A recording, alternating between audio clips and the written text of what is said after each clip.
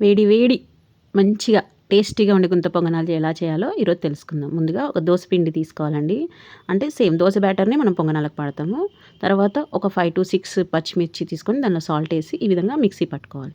తర్వాత దోస పిండిలో ఆవాలు, జీలకర్ర, పచ్చిమిర్చి పేస్ట్ చేసుకున్నాం కదా! అది వేసి కరివేపాకు, పుదీనాతో మంచి ఫ్లేవర్ వస్తుంది. తర్వాత చిన్నగా తరిగిన ఆనియన్స్, శనగపప్పు ఇవన్నీ వేసి మనం వీడియోలో చూపిస్తున్నట్టుగా మంచిగా పిండి కన్సిస్టెన్సీ ఇలా వచ్చేలాగా కలుపుకోవాలి. తర్వాత స్టవ్ పైన ఇది పొంగనాలది ప్యాన్ ఉంటది కదండీ! ఇది నాన్ స్టిక్ వాడొచ్చు, ఉక్కుది వాడొచ్చండి. మాది ఉక్కుది. ఇలా పోస్తూ ఉండాలి. వేడైన తర్వాత కొంచెం ఆయిల్ వేసి అలా వేయాలి. అవి మొత్తం మంచిగా కాలిన తర్వాత బ్యాక్ సైడ్ వేసి ఇలా తిప్పుకోవాలి. మళ్ళీ కొంచెం ఆయిల్ వేసేసి మూత పెట్టేసుకోవాలి. అంతే అండి. ఇంకా రెడీ అయిపోతది. మంచిగా ప్లేట్‌లోకి పెట్టేసుకొని సర్వ్ చేసుకొని తినడమే. నాన్ స్టిక్ అయితే ఆయిల్ తక్కువ పడిద్దండి. ఉక్కు అయితే కొంచెం పడిద్ది. వీటిని చట్నీతో కూడా తినొచ్చు. డైరెక్ట్ కూడా తినొచ్చండి. Do like, share, subscribe to our channel for more videos. Thank you.